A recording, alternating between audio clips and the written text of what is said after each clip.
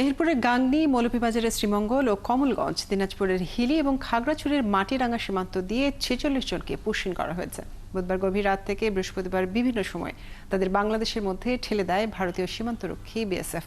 BGB তাদের হেফাজতে নেওয়ার পর জানিয়েছে তাদের পরিচয় যাচাই বাছাই করে দেখা হচ্ছে। সহকর্মীদের তথ্য ছবিতে প্রতিবেদন। মেহেরপুরের কাথুলি ইউনিয়নের খাসমহল এলাকার সীমান্ত দিয়ে ৮ জন নারী, পুরুষ ও শিশুকে বাংলাদেশে ঠেলে দেয় ভারতীয় সীমান্ত বাহিনী বিএসএফ।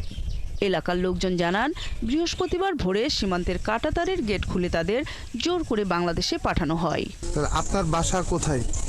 খুলনা দৌলতপুর। খুলনা দৌলতপুর, আচ্ছা। আপনি কবে গেছিলেন সেখানে?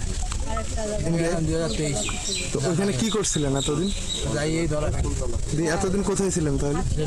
যে কাজ করতে গিয়ে কতদিন জেল খেটেছেন? আপনার এলাকার বাসা কোথায়? নড়াইল জেলা।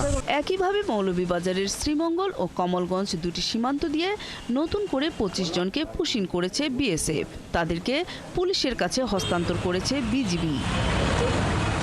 শ্রীমঙ্গল থানার ভারপ্রাপ্ত কর্মকর্তা জানান, বুধবার রাতে কাকমারা সীমান্ত দিয়ে বাংলাদেশে প্রবেশ করে ১৯ জন। তারা পুলিশকে জানিয়েছেন, নড়াইল, যশোর, নোয়াখালী সহ বিভিন্ন এলাকায় প্রায় একই সময়ে কমলগঞ্জ উপজেলার ধলই সীমান্ত দিয়ে আরও ৬ জনকে পুশিন করে বিএসএফ।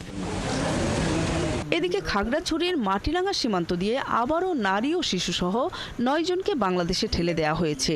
প্রশাসনের কর্মকর্তারা জানান, তাদের বেলছড়ি উচ্চ বিদ্যালয়ে রাখা হয়েছে। তাদের পরিচয় যাচাই বাছাই শেষে সিদ্ধান্ত নেওয়া হবে।